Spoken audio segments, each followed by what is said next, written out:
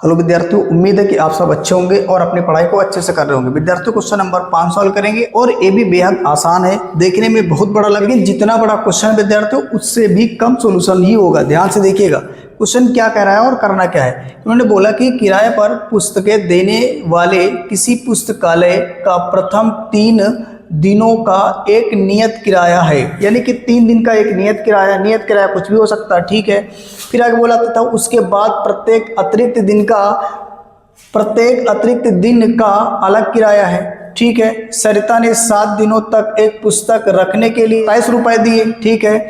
और जबकि सुशी एक लड़की है, उसने क्या किया, पुस्तक 5 दिनों तक रखने के लिए 21 रुपया अदा किया। तो इन्होंने बोला कि नियत किराया है और अतिरिक्त किराया है, आपको ज्ञात करना है। मेरी बात ध्यान से सुनिएगा।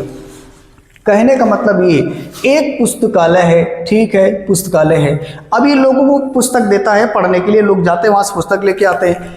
लेकिन यहाँ हुआ क्या कि 2 बच्चियां थी, इसमें से एक लड़की का नाम था, कहाँ गया, एक लड़की के नाम है सरिता, ये भैया एक लड़की सरिता और दूसरी एक लड़की है, कहाँ गई, दूसरी लड़की ये है सुशी। ये 2 लोग हैं। अब ये 2 लोग किताब लाते हैं। अब ये जो सरिता है, इन्होंने अपने घर में 7 दिन तक किताब रखा और ये जो सुशी लड़की है अपने घर में 5 दिन तक किताब रखा है, ठीक है। अब उसने 5 दिन पढ़ा, 7 दिन पढ़ा, कोई दिक्कत नहीं है। लेकिन यहाँ हुआ क्या, इन्होंने बोला कि अगर आप 3 दिन तक, यहाँ समझिएगा, यहाँ समझने वाली बात है कि यदि आप 3 दिन तक, यानी प्रथम 3 दिन तक का जो किराया है वो नियत किराया है। नियत किराया का मतलब वो कुछ भी हो सकता है, वो फिक्स है। लेकिन अगर आप उससे ज़्यादा दिन किताब को रख रहे हैं तो उसके लिए तुमको अतिरिक्त किराया देना पड़ेगा। और वो अतिरिक्त किराया क्या है वो हम पहले मान लेते हैं। ध्यान समझिएगा। सबसे पहले विद्यार्थियों क्या करिए, जो जो पूछ रहा है उसको मान लीजिए। एक तो है नियत किराया, तो ठीक, मैंने मान लिया कि मैंने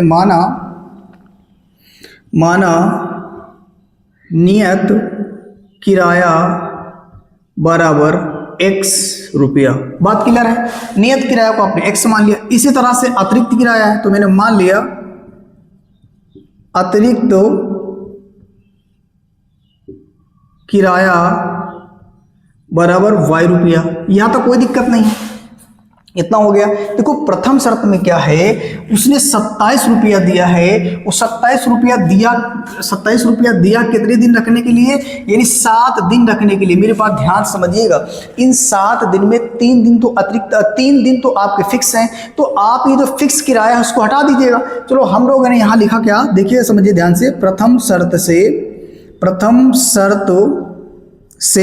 अब प्रथम शर्त में क्या है, ये नियत किराया है, मैंने मान लिया x है। अब ये तुमको देना है, लेकिन ये कितने दिन का है, 3 दिन का। अब 3 दिन से आप ज्यादा दे रख रहे हैं, यानी कि आपने 7 दिन बुक अपने घर में रखा है। 3 दिन का किराया फिक्स है, उसको हटा दीजिए। मैंने मान लिया कि 3 दिन का किराया हो गया। अब बचे कितने दिन है, 4 दिन है। बात मेरी सुनना, बचे 4 दिन है, यानी 7 में से 4 दिन और बचे, ठीक है।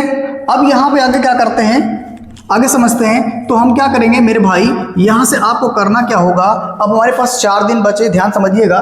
यानी जो अतिरिक्त किराया है, 1 दिन का किराया कितना है, मान लेते y है, तो 4 दिन का किराया कितना हो जाएगा, यहां हो जाएगा मेरे भाइयों 4y हो जाएगा। और कुल पैसा कितना दिया है, 27 रुपए दिया है। ये हो गया पहला समीकरण। आप इसे एक बार पहले फिर से समझ लीजिए, ध्यान से मेरी बात ध्यान से सुनो। यानी इन्होंने क्या बोला था, जो लड़की थी वो 7 दिन तक अपने घर में पुस्तक रख रही है और इसका पैसा दे रही है।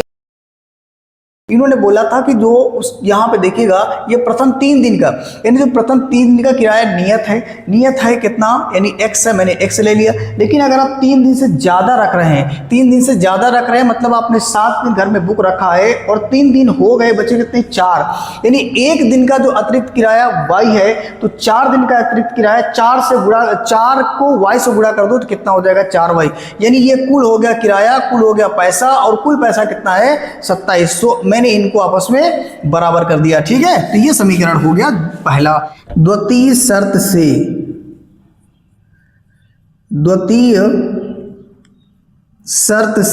अब द्वितीय शर्त में क्या कह रहा है, ध्यान से देखिएगा। जो दूसरी लड़की है जिसका नाम है सुशी, उसने क्या किया, 5 दिन तक पुस्तक रखा। ध्यान समझना। तो पहला जो नियत किराया है वो कितना है, x से तो तुमको देना ही देना है। 100 तो तुमको देना है। अब इस 5 दिन में 3 दिन तो निकल गया फिक्स किराया, तो मैंने लिख लिया। अब बचे कितने, 2 दिन बचे। 2 दिन आप 1 दिन का अतिरिक्त किराया कितना दे रहे हैं, y रुपया।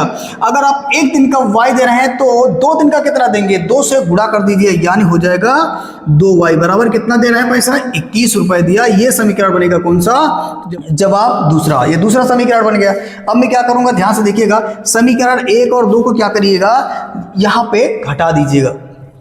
क्या करेंगे, घटाएंगे। आपको पता है अगर सेम चिन्ह है तो उसमें घटा लेते हैं। यहां लिखेंगे मेरे भाइयों, समीकरण 1 व 2 को घटाने पर, अब घटाएंगे तो यहां लिखेंगे x प्लस ये कितना हो जाएगा, 4y बराबर कितना हो जाएगा, और हो जाएगा 27। ये समीकरण बन जाएगा विद्यार्थियों 1 है आपका। इसी तरीके से ये हो जाएगा x प्लस 2y और बराबर हो जाएगा आपका 21। समीकरण बन जाएगा 2। इसे सॉल्व करिए, ये हो जाएगा माइनस, विद्यार्थियों कट जाएगा, यहाँ घट जाएगा तो ये बचेगा 2y और बराबर कितना आएगा, इसको घटाएंगे आप तो यहाँ बचेगा 6 कटेगा मेरे भाई, तो ये आ जाएगा 3, यानी y बराबर कितना आ जाएगा, 3 आ जाएगा। y बराबर आपने कितना निकाल लिया, 3। इसी तरह से x निकाल लीजिएगा, तो यहाँ से नीचे लिखेंगे अतः समीकरण 1 में y का मान रखने पर, और जब y का मान रखेंगे तो क्या होगा, ध्यान से देखिएगा।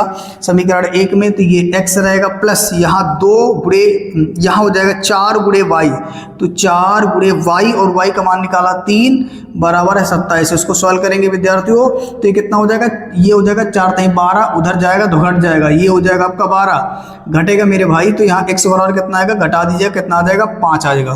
कितना आ जाएगा, 5 आएगा, और इधर घटेगा, ये आ गया 15, यानी कि x का मान कितना आ जाएगा, 15 आ जाएगा मेरे भाइयों। ठीक है, तो यहाँ से x की वैल्यू आ गई, यहाँ 15 निकाल लिया।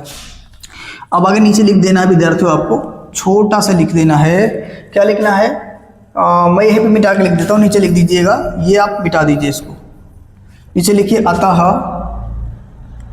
अतः नियत किराया बराबर x रुपए माना था और x कितना आया, 15, तो ये हो जाएगा 15। इसी तरीके से अतिरिक्त किराया कितना माना, y, और y कितना आ गया मेरे भाई, y निकाला था आपने 3। दैट्स ऑल, ये आगे विद्यार्थियों क्वेश्चन सॉल्व हो गया। अब आप इसे अच्छे से प्रैक्टिस कर लीजिएगा, और यदि आपको समझ में आया तो आप इसे लाइक करिए, मेरे चैनल को सब्सक्राइब करिए, ताकि इसके बाद जितने सारे क्वेश्चन है उनको अपने चैनल में डालूँ, उसका नोटिफिकेशन आपको सबसे पहले मिले। ठीक है, थैंक यू।